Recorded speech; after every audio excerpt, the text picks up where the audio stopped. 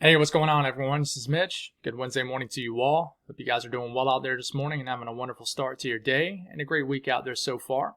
Here to bring you the latest on what's going to happen weather-wise for your Wednesday. Once again, we're talking about the leftovers of Beryl, and that's pretty much the dominant storyline in the weather world for today. So, of course, we're going to talk deeply on that, very detailed. When it started off when it made landfall in Beryl, it made landfall in Texas, Hurricane Beryl did. Monday morning and brought a tornado outbreak into areas of Louisiana. Then it continued to chug northeast, got into the Ohio Valley, areas of kind of the southern sections of the Midwest. Brought a smaller scale tornado outbreak yesterday for those areas. I mean, Mount Vernon, for example, was an area right off the top of my head, a town in southern Indiana that got hit very hard, took significant damage. But let me know what you saw yesterday in that area, in the entire Kentucky, Indiana, Illinois, Ohio area. Let me know what you're hearing about. Let me know what you're seeing and all that stuff. If you got any photos, videos, definitely tag me in them on social media, whether you send me a message or whatever it may be. But hope you guys are faring well in Louisiana, Texas, and pretty much everybody just got the impact of this, even all the way back down to the Caribbean. But unfortunately, we do have another day where the Beryl is going to bring significant impacts. But fortunately, this is the last day. So after today, we will no longer be discussing Beryl, because I'll be honest, I'm sure a lot of people will say this too. I think we're all tired of talking about and hearing about Beryl, and we're just kind of ready for this system to move on through. And it is. It's in the process of doing so. So we'll break down that detailed information for the tornado threat across the Northeast today, and then we'll talk about the rest of the lower 48, and we'll discuss a couple more things at the end of the video also. If you guys have not subscribed, certainly consider doing that. Like the video if you like it, and if anybody has anything that I can pray about or pray over, as always, please put those in the comments below. So let's get rocking and rolling. So I do have the high pressure, low pressure, the surface fronts on here. Please ignore all these H's out here. It's just, it does that a lot. But anyways, really focusing on one of these L's here. This is your low pressure. This is pretty much the rest of the leftovers of Beryl right here. So kind of the immediate leftover low-level circulation, if you will, if there's much of any left, is right in here, kind of moving over areas of Indiana, Ohio, southern lower Michigan.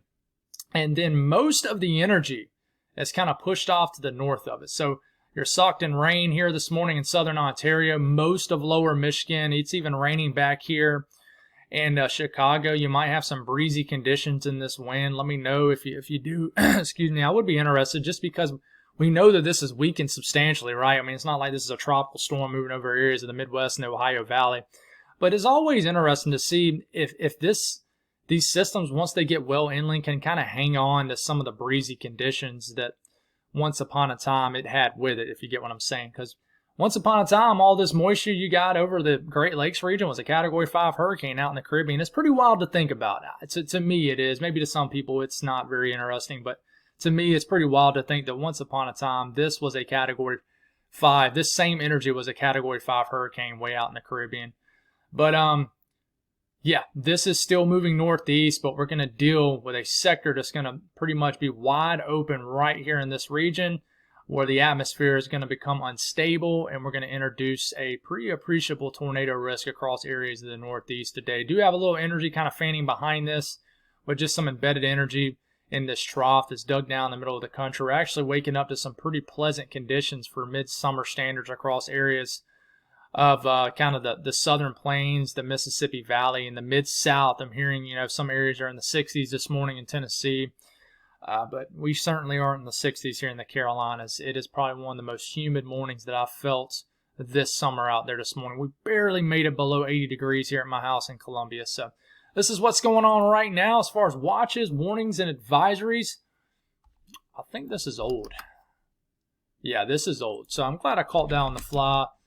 I was noticing it looked kind of weird because we saw the watches right in here. So we're going to actually have to look at this, guys. It doesn't look like Pivotal Weather has upgraded their watches, warnings, and advisories. So I know this is a little bit more fuzzy looking, but we do have heat advisories across areas of the eastern Carolinas all the way into the mid-Atlantic. In fact, where you see kind of these purple areas, this is excessive heat warnings. Very hot temperatures today, mixed in with that muggy air mass being brought to you by Beryl, because this is pulling a stout southwesterly flow. So what's already very humid conditions, your average humidity in the south is already very humid, right? But it's even, I mean, it's a couple notches higher because of all the moisture being kind of pushed up by Beryl. But we got flood watches up in areas of like the Adirondacks, the Tokyo Plateau, the mountainous regions of Vermont, New Hampshire, all the way up into Maine. And we do have these flood watches that are continuing up for areas of southern, lower Michigan, and just lower Michigan in general, even areas in northern Indiana, northern Illinois for the rain that's falling right now. And then we got just a slew of heat advisories in the orange, excessive heat warnings in that purple, even some red flag warnings where it's getting pretty dry out here. A few excessive heat watches in Utah where that might get upgraded one way or the other. And unfortunately, with your cleanup efforts down here in Texas, you do have heat advisories pretty much right where Beryl went through. So, you know, it's just going to be miserably hot while you're trying to clean up the mess that Beryl left you guys. But this is watches, warnings, and advisories. Now, the excessive rainfall outlook, this will kind of be overlooked because of the tornado risk today. But guys, the flooding risk today in areas of northern New York, Vermont, New Hampshire is substantial. I mean, I don't see it happening, but I wouldn't be surprised if they put a narrow corridor of a high risk. But there is a moderate risk, 40% chance of rainfall exceeding flash flood guidance within 25 miles on any given location in this red area. The yellow area, slight risk, that is a 15% chance of that. So take this serious today if you live in this region. You know, for my folks tuning in from like the higher elevations of the interior New England region, it's going to rain pretty hard, pretty fast today. You're going to pick up a few inches of rain pretty quick. And I think that that's what's prompting such a significant flooding risk up here for today. So there is a little bit of a flooding risk in New Mexico today also. There's a slight risk, 15% risk of flash flood guidance being met. So, but severe weather obviously is a big topic for today. Just pretty much an average marginal type risk here of severe weather, level 1 out of 5 in New Mexico, areas of Texas. But your eyes kind of go to this, which is pretty small on your screen. We're going to zoom into it here in a second. Enhanced risk in New York, very small corridor, slight risk around that, marginal risk around that. So let's go on and zoom into that. All right, here we go. Latest information as of around 7 a.m. Eastern time. We'll have another update that might expand this enhanced risk, shrink it. I don't think we're going to get an upgrade to a moderate risk or anything like that. I really don't. But, you know, I guess I wouldn't be surprised of anything. But I definitely don't see the ingredients coming together for a moderate risk. But enhanced risk seems like the right idea. This might tweak some, but this is the latest information we have. In the orange, that's a level 3 out of 5, and this is tornado driven. So Syracuse, you have an enhanced risk. Ithaca, and pretty much sections of the Finger Lakes region, pretty much all the Finger Lakes region, areas, the southern tier, extending into, you know, an area kind of between the Adirondacks and the Catskills here.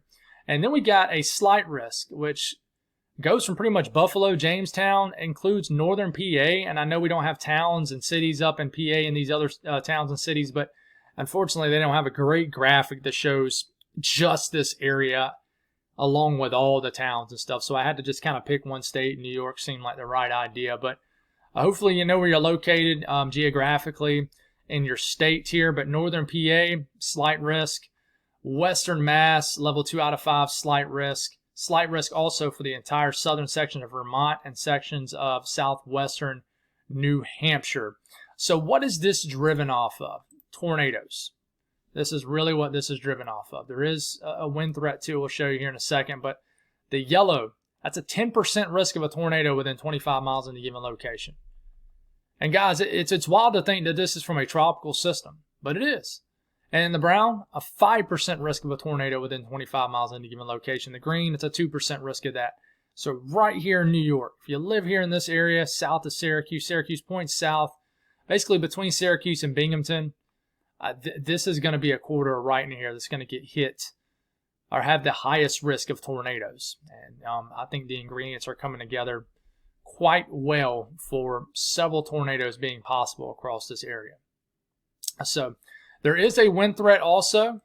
It's actually a little bit higher than yesterday's wind threat. And I think this is because there's two things going on here. One, you got the remnants of Beryl, the leftovers of Beryl and the energy associated with it. Okay, and then two, you have a cold front kind of surging in. So both of these are kind of merging together, and enhancing the flooding threat and enhancing the wind threat, I think. So the yellow area, that is a 15% risk of winds exceeding 55 to 60 miles per hour within 25 miles in any given location. This includes pretty much the entire slight risk area. Syracuse, I mean, over here, Robin, here in southern Vermont, you're going to be under the gun for severe weather for sure. So be aware. But, don't ignore the severe weather threat a little bit further south in the Scranton, Boston, maybe even New York. I just think that the best ingredients is going to be confined to right here.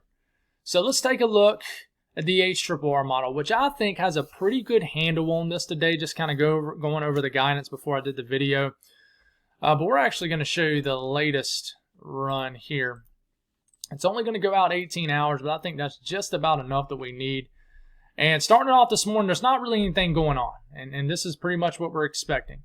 I think immediately by the time we get into about midday, lunchtime, 1 p.m., I would watch out up here in southern Ontario, like this area, Quebec right in here, Ontario, kind of on the northern side of Lake Ontario.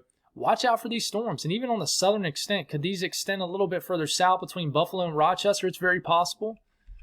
And then we kind of get into this afternoon. Look at this storm. It's consistently showing some nasty storms here along the Tug Hill Plateau, the Adirondacks. It really likes this area. I would watch out for 1 or 2 storms up here to really produce a threat of a tornado. You're going to have maxed out kinematics up here. It's really close to the low, very ripe, moist air mass. We'll talk about that here in a second. But this is certainly the area we were watching out for the most, right in here developing. And I'm going to have my little cursor to really draw on this for you guys. But this area right in here in western New York, northern PA. This is an area where we watch for any of these cells. And I know these don't look awfully impressive or anything like that, but this is around 5 p.m. this afternoon. These storms are rumbling through the Finger Lakes regions, extending through northern PA, and all of these will have rotation with them. It's just the fact that is it going to produce a tornado. Same thing with these storms. Pretty much this entire area right here is building up to the southern flank of these storms, and we always watch out for that. So once you get up into here, more just a solid rainfall, okay? But it's really the southern flank of these storms. So we continue to move forward here. Watch out for these storms here. And then this is when up here, yes, you could have that tornado risk up here in northern New York, Vermont, New Hampshire. But this is where you're going to have an opportunity to get a lot of rain fast. This is a very moist, rich tropical air mass that's brought to you by a tropical system, which isn't as common up here in this portion of the country, but it is going to rain hard, fast later this afternoon to this evening into these sections right up here in northern New England. But it's in this line of storms where you're going to have a risk of tornadoes rolling through northern PA all the way through central New York. This is 7, this is 8, this is 9 p.m., this is 10 p.m. These are getting close to like the Catskills, the Poconos, and I think they'll start to lose some intensity. I think the common theme over the last couple of days is the fact that the tornado threat has been significantly dropping off once the sun goes down. I think that these setups certainly need that sunshine to really heat up the atmosphere. But by the time you get into the middle of the night tonight, it looks like everything just kind of falls apart. So once again, we'll go over the timeline. This is around lunchtime. Look at these storms. Watch out in southern Ontario too. Niagara Falls, Buffalo. And then this is 2 p.m. Look at the storms near Buffalo, 3 p.m., 4 p.m., 5 p.m., 6 p.m., 7 p.m., 8 p.m., 9 p.m., 10 p.m., 11 p.m. And then we have to watch out for like New York, eastern PA, but I do think these start to lose some steam by the time you get there. Now, if you look at the latest updraft velocity swath in this area, and this is the latest run that only goes out through about late evening, it really, really likes northern New York. The last several runs, it has really highlighted this area, but we're going to get some spin ups here in the southern tier also. The updraft velocity swath doesn't always tell the tale for us, but it does show us in this particular run where it likes the best shot at rotating thunderstorms up here in northern New York. So I could see them extending the enhanced risk a little bit further north. I really could. So if you live up here in an area that typically doesn't see many tornado risk any given year, I think today might be one of your higher risk days of the year for sure. So be aware. But, even though you don't see these highlighted colors down here, there's an appreciable tornado risk across the Finger Lakes and the southern interior area of New York, too, along with the northern counties of PA. So, wind gusts, you could get some 30 to 40 mile per hour wind gusts, maybe 50 mile per hour wind gusts with some of these storms, especially if these have some strong rotating cores in these storms. It's very, very possible. But I do think we will have to watch for some damaging wind gusts, more so for PA, I would say, as a kind of a draping line of storms does roll through PA later today. But, it just depends. Winds might not be a big threat today. This might not tell us everything that might unfold, but definitely be aware of some damaging winds with some of these storms. Now, up here in Maine and other surrounding states, I don't want to leave you guys hanging. Most of the day will be quiet. We get into this afternoon. This is when we have to watch these storms in northern Vermont, northern New Hampshire. They're rolling through, and I know that the higher threat for tornadoes in the southern sections of those states I just mentioned, but you want to watch for these storms that kind of get going later this afternoon, 4, 5, 6 o'clock. So if you live in these areas of Vermont, New Hampshire, the first push could bring a tornado threat, and then you see these storms moving into southern southwestern Maine. Be aware of a small risk of tornadoes and just some gusty winds. And then kind of that sector opens up, and then the main push of energy moves in. This is just going to be mainly just solid rain up here in the northern half of Maine. But in the southern section near Bangor, Augusta, you guys could certainly get some stronger cells kind of on the southern end of all this rain that could produce,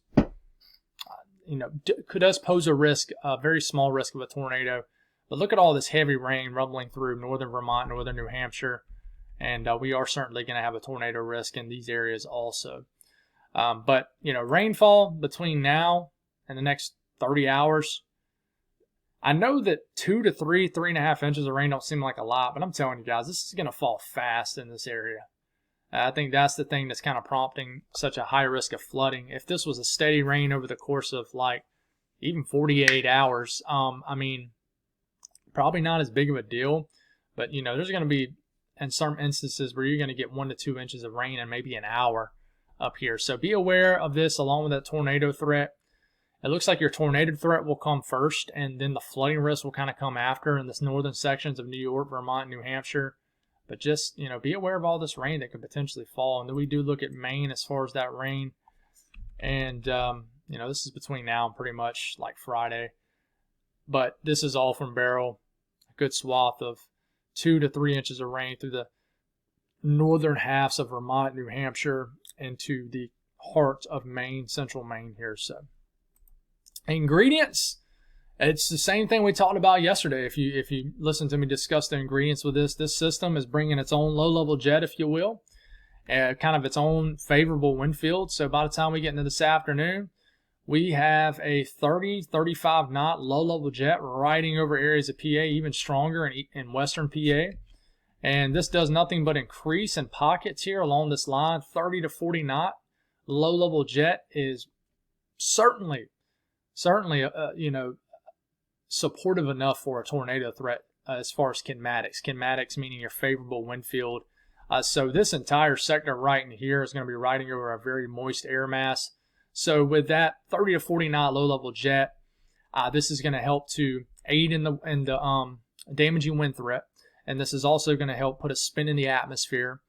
And just that, anytime we see a low-level jet like this riding over a very moist air mass, you're going to have at least a small tornado risk. In this case, this is a pretty appreciable tornado risk. But there's kind of the leftovers of Beryl right here, kind of merging with energy with this trough.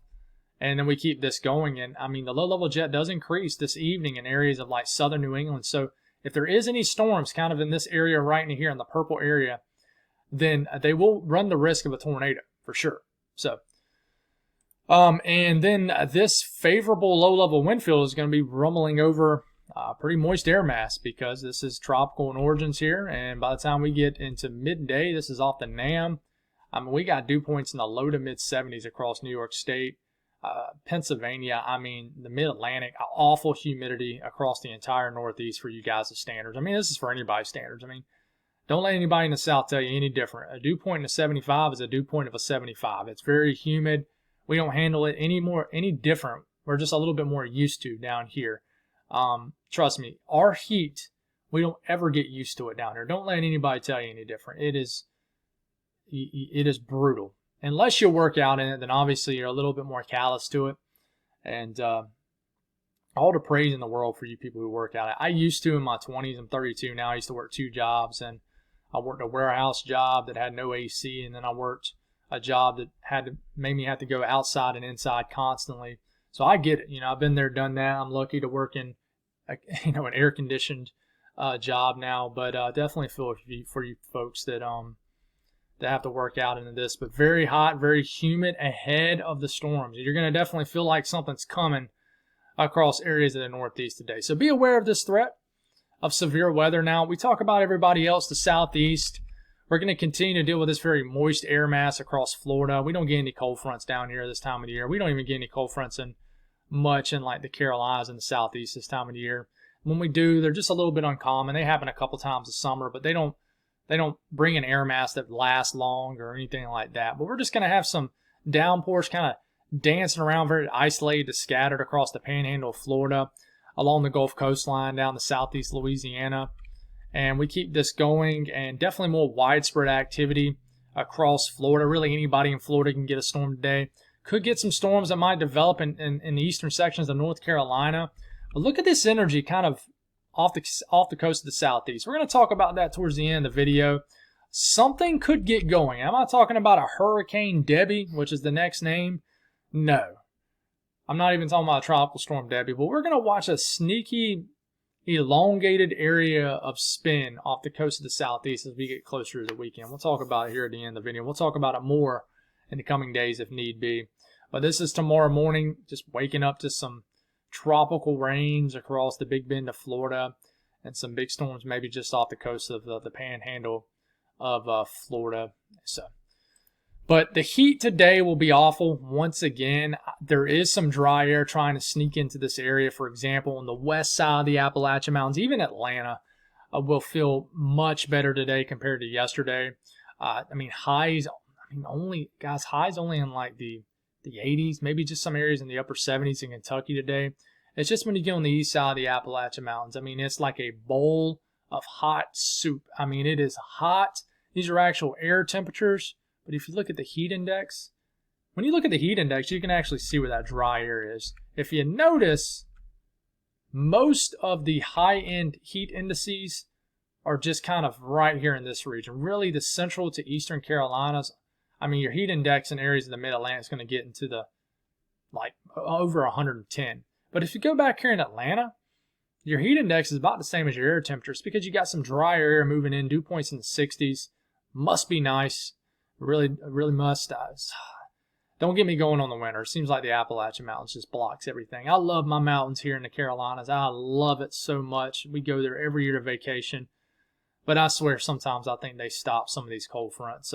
It's just harder for the more crisp air to get over these mountains, I really think. That's just my theory. But some people agree, some people don't. It's just kind of a thing out here, kind of a thing that's said across the Carolinas. And it seems like over the last couple winters, it has really, really been a thing. As you guys west of the Appalachian Mountains, Alabama, Tennessee, Kentucky, Mississippi, Louisiana, Texas, have just got rocked every single winter the last couple winters. And anyways, here I go again, being upset about the last couple winters here. But the Northeast, we've already pretty much discussed the Northeast, guys. I will zoom into a couple areas, but don't ignore the severe weather threat down here in like southern PA too, because there will be some storms. There'll be a very slow moving line of storms along the mid-Atlantic. This is lacking like lift, a really pushing mechanism in the atmosphere. So they'll be kind of slow moving. They won't pack much of a punch. I won't say that because, y'all going to end up hitting me up saying, Mitch, these storms were terrible in the D.C., Baltimore area. But there could be, I would say the further north you get in this little scrawny line of storms, the more of a punch they'll pack, more of a damaging wind threat. And even once you get in like to northeast PA, there could be a tornado risk. The low is really far away, like way over here in southern Ontario, rumbling over areas of Lake Erie. But you could get a thin line of storms that kind of move out, kind of develops in western Maryland, eastern West Virginia, and then makes its way through Maryland and Delmarva. This will be a nice relief after what's going to be just an awfully hot day today. And just to kind of zooming into the heat that you guys are going to experience today. These are air temperatures, right?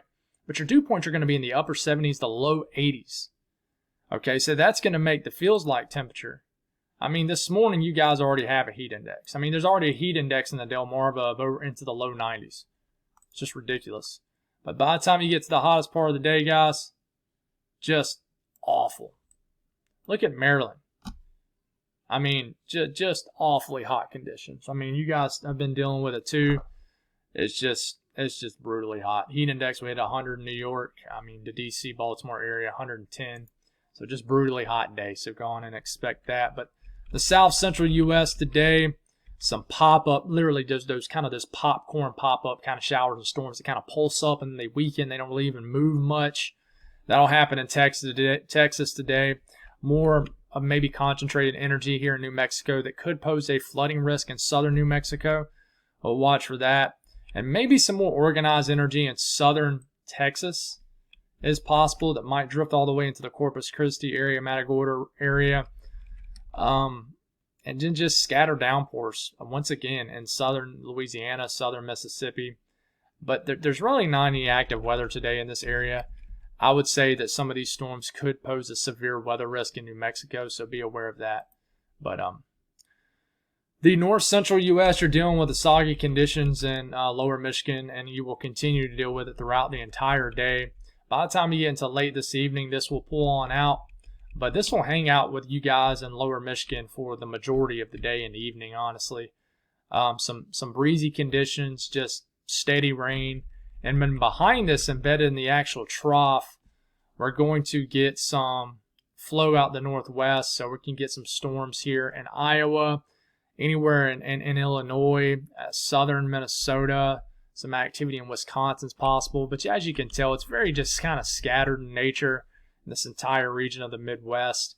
And the severe weather nature of this is not going to be there because you're really lacking thermodynamics, because this is a much drier and cooler air mass for midsummer standards in this area. So enjoy your nice weather today across the central areas of the country with that much cooler air mass.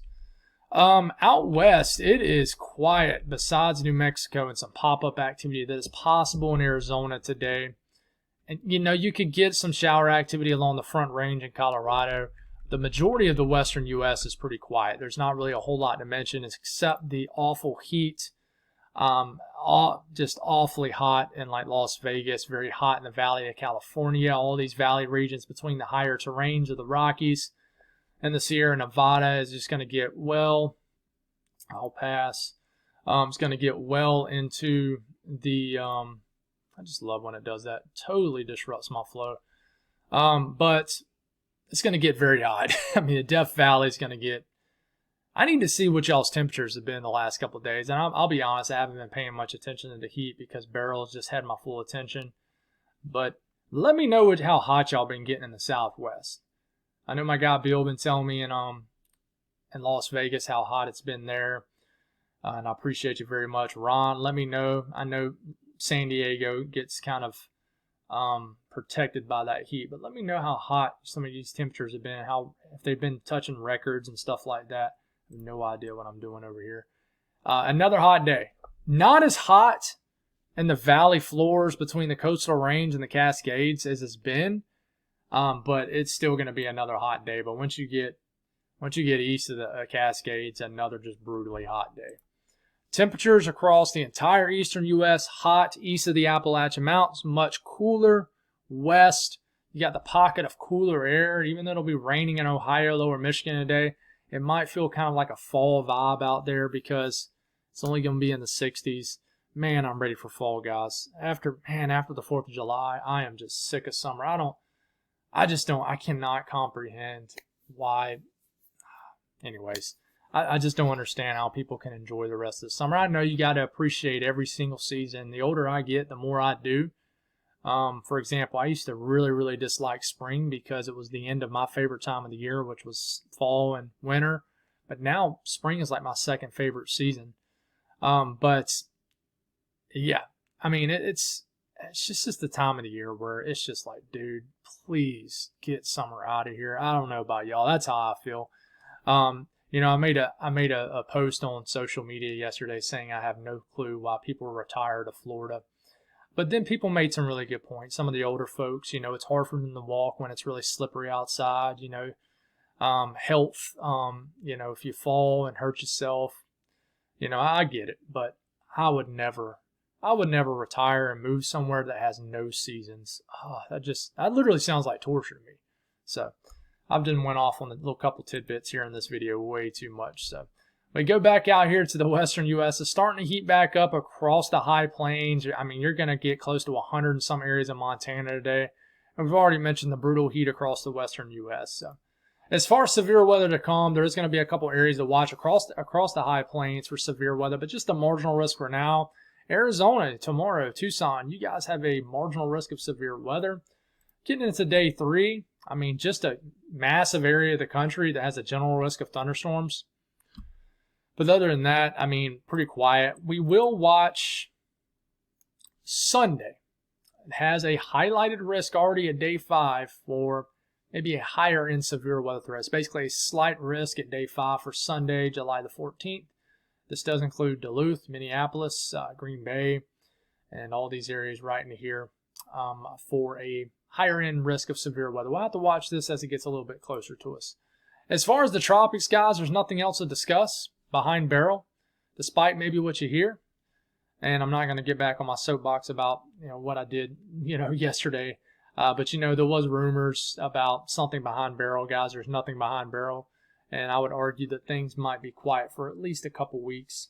But there's nothing really showing up on models. I would go over model guidance, but there's nothing really out there. But I am watching latest GFS. This has kind of became a storyline in the Carolinas over the last 48 hours. With some energy that kind of stalls off the coast of the southeast from this cold front. We watch this. Sometimes we call it homegrown activity. So we get into tomorrow afternoon. You see the wind barbs kind of circulating down here. You got kind of this kind of elongated area of spin off the coast of Florida. And you even got a couple other embedded vortices right in here spinning too. You want to watch and see if anything can quickly spin up off the Gulf Stream. I would say it's not. But regardless, this is going to bring, you see kind of this area in orange and yellow.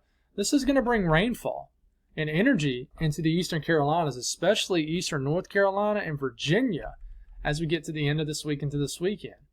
And as we get a little bit closer to it, we'll kind of show you some of model guidance with it. We're just not really in range, but this is rainfall between now and Thursday. Nothing impressive the next 24 hours.